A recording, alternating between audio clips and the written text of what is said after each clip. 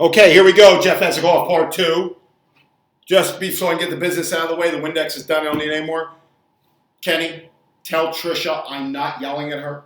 This is nothing personal. This is just the way I speak when I talk about things that I feel very passionately about.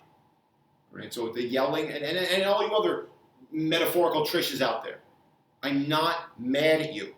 I'm mad at some people, mainly mad at myself. But and this has nothing, the anger that comes out is more of a frustration with things in general. So let's just turn this around. Let's get a little positive here. Let's take it off the last video. Let's get soft in the voice. Right? And let's talk about tremendous progress, simple programming, and let's do it really fast because you will know I will rant on forever. Leatherman. He was an accountant and a leather daddy. He liked to wear leather. He liked to dance. I don't care what you do in your free time. That's what he liked to do in his free time. Okay? We had to get him in shape for a leather dance. We had 1 year programming to get him in pretty good shape, and then we had a second year of programming to get him in really, really good shape. I want to go over the first year, because that's really all anybody in the regular world will have to hear. Last video when I talked about 3 to 5 years of hard, consistent training get you about 90% of your results, and then people overcomplicate things by using all these principles, which may or may not be valid to achieve that last 10% of the results that most people ever even have to do. Here's the simple programming. And I've done this before, but I'm going to do it again, just so you can see there's consistency to this. The Leatherman. He had really, really bad form with moderately heavy weights and was not getting the results he wanted with no specific intervention with his nutrition. You want to be big and muscular. Here's how simple we made it.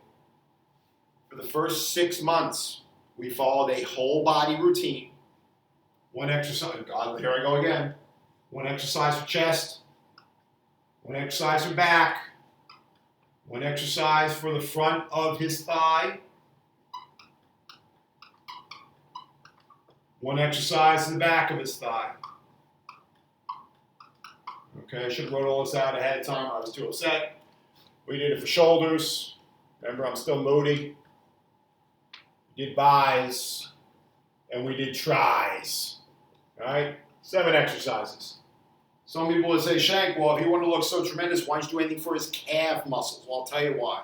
Because he had this custom-made pair. It was over $1,000 custom-made leather biker boots. And if he worked his calves too much, they wouldn't fit inside the $1,000 leather biker boots.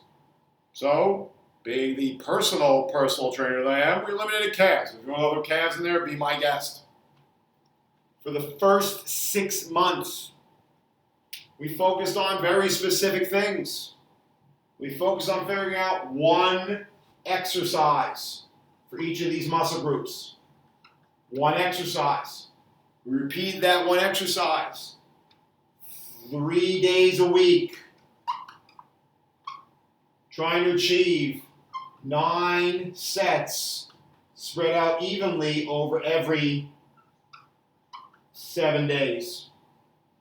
7 muscle groups, 1 exercise per muscle group, done 3 days a week, 9 sets spread out evenly over 7 days. Took about a minute rest in between sets, so it is strength training with strength training and not lousy cardio.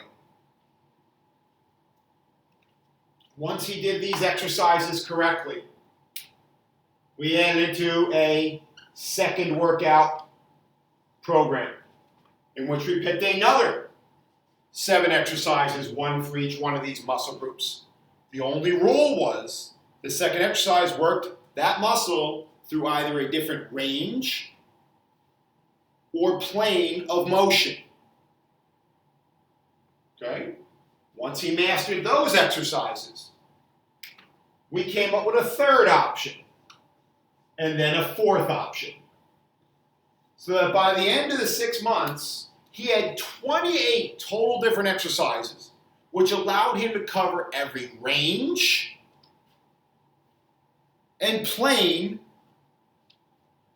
of motion that that muscle was capable of going through. Again, tremendous results off very simple programming. The only other rules were every exercise had to be felt or be put in a position to eventually feel the targeted muscle most, and his joints as little as possible. It was meant for a chest exercise. If we know 90% of the mass of the chest, you can look this up on Wikipedia, there's pictures of this everywhere, 90% of the mass of your chest occurs somewhere within near your breastbone, which means if you get done with a set of bench presses and you feel it here, you are not being as efficient as possible with the exercise, and putting all that stress on that small amount of muscle fiber right around that very vulnerable shoulder joint is also not the most efficient way to do it or the most durable way to do it, because you will eventually get hurt. You will eventually break yourself down and you will eventually get injured. I don't care how unpopular that is to say. I'm dropping my pen. I'm trying to be calm here for Tricia. Okay. So again, so simple. 7 muscle groups. 1 exercise for each muscle group. Done 3 days a week. 9 sets total, spread out evenly over 7 days. So if you're doing the math, 3 sets, 3 sets, 3 sets, 3 sets, 3 sets, 3 sets, 3 sets. Once we mastered 7 exercises, 1 for each muscle group, we chose another 7 that worked the same muscle group through a different range or plane of motion.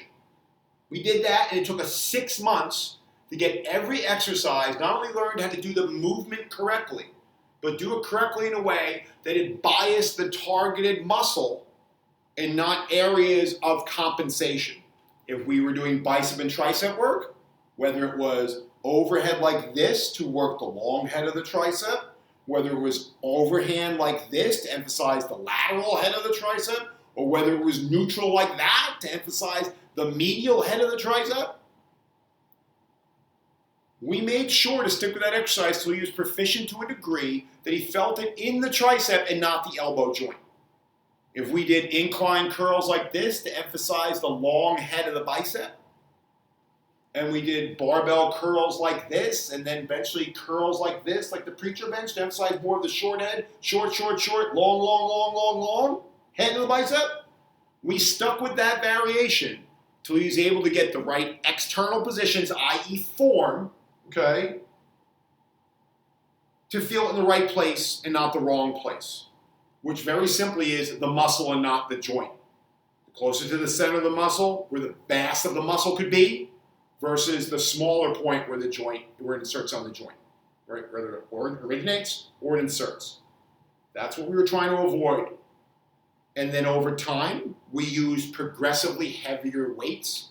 So I'll use an example, not with the Leatherman, because I know it was programmed in front of me, but I'll use an example of another client, the Evil leg extension machine. Client has gained a ton of mass in his quads, and it was very simple that when he first started about a year and a half ago, he was doing 60 pounds on the leg extension, and now he's doing 105 pounds with better form. His quads grew. His quads grew for 2 reasons.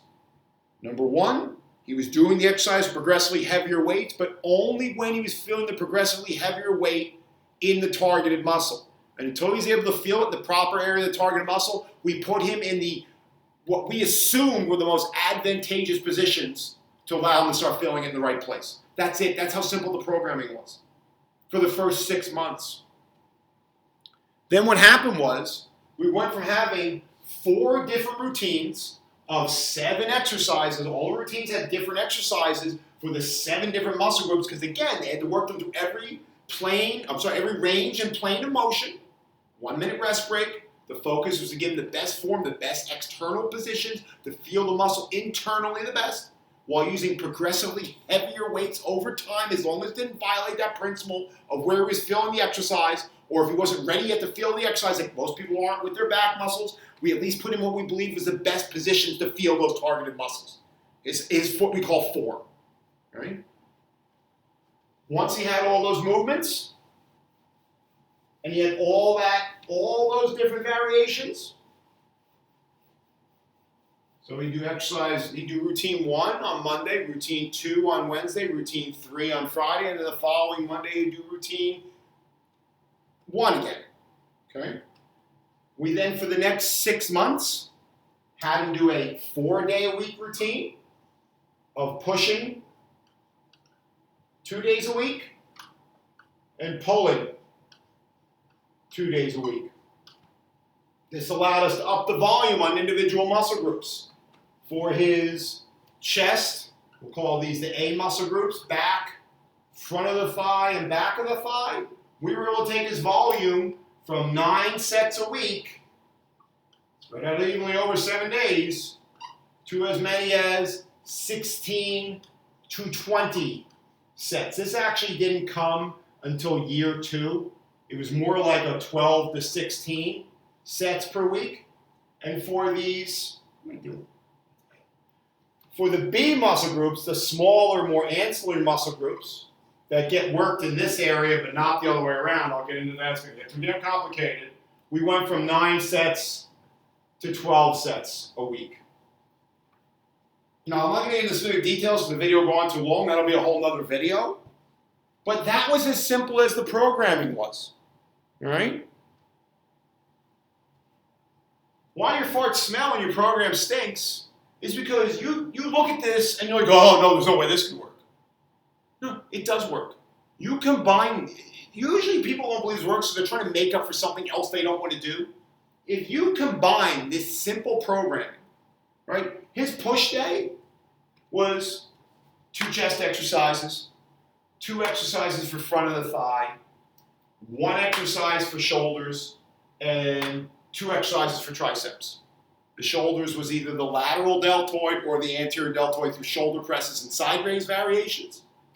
The pull workout was 2 exercises for the back, 2 exercises for the back of the thigh, 2 exercises for the biceps, and 2 exercises for either his rear delts, which we treated as a back muscle, or his traps, which we treated as a back muscle.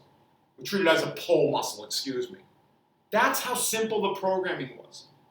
And all he had to do to get 90% of the results, and it took longer than that, but to get tremendous results. Again, you overcomplicate things. Instead of following simple things on a consistent progressive scale, that routine I just gave you is not going to blow anybody's mind. You're not going to find that in page 480 of Super Training by Mel Siff and Yuri Veroshansky. All right? It's not going to be in there. Maybe it is. I don't know. I can't remember that book. I read it so damn long ago. It's that simple. Because he split the routine up to 4 days a week and split the muscles into push-pull, he was able to handle higher volumes for the individual muscle groups. 90% of the people I see in a recreational fitness gym will never even get to this second half of the programming thing. They will be on whole body routines, 7 exercises, worry about using good form to get the right response from the exercise, and using progressively heavier weights over time. That's why I get all twitchy. Part of it's because that's just the way I am.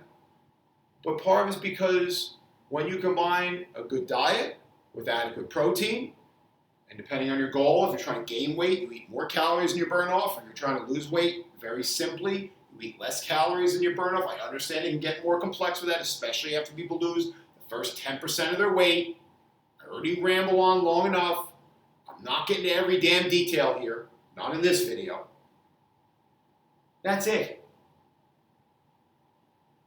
We focus on good form, filling the exercise in the right place, in the right muscles, and then using progressively heavier weights over time. Now, I understand even the concept of using progressively heavier weights over time becomes much more complex the closer you get to your maximum potential. Ultimately, you have to deal with the fact that progress gets very slowed down and your ability to destroy your body gets very high. So when you're talking about advanced programming, it's more about dealing with the fact that progress is going to occur just not as rapidly as when you're a beginner or intermediate, and your ability to really burn yourself out and overwork yourself becomes very, very high, and you've got to learn to manage that. That's why as complicated as it's going to get for even intermediate trainees and early advanced trainees who get close to that 90% of their potential. Where the complication is not going to be is going to be in the basic program design. I literally have told you what you need to do. in order to set up a routine for at least the first year, if not 2 years, probably for the rest of your life. In that simple, easy to follow video. So that's it. No more ranting. I'm as calm as I possibly could be in one of these videos. Your program stinks because you overcomplicate it, because you want your program to do something it cannot do. You don't need it to do what you think you need it to do. I'm not going to say it again. That's it. Video's over. I'll talk to you later. Goodbye.